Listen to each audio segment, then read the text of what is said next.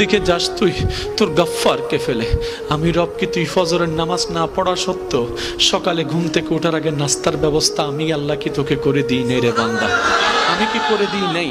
তুই যে সবার চোখের আড়ালে গোপনের কাজটা করেছিলি, অপরাধের কাজটা করেছিলি, তুই ভেবেছিস বন্ধু জানে না, মা বাবা জানে না, সবার কাছে একটা গোপন করে রেখে মনের মধ্যে ভয় ছিল কেউ না দেখে পেলে, ধরা খেয়ে যাওয়ার ভয় ছিল, দেখে ফেলার ভয় ছিল।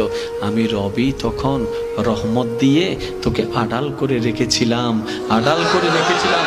যদিও তুই আমার জমিনে দাঁড়িয়ে আমার হুকুম অমান্য করছিস, ফেরেশতারা বারবার বলে মাওলা তোমার জমিনে হুকুম অমান্য করছে, তারপরে এত দয়া করো কেন?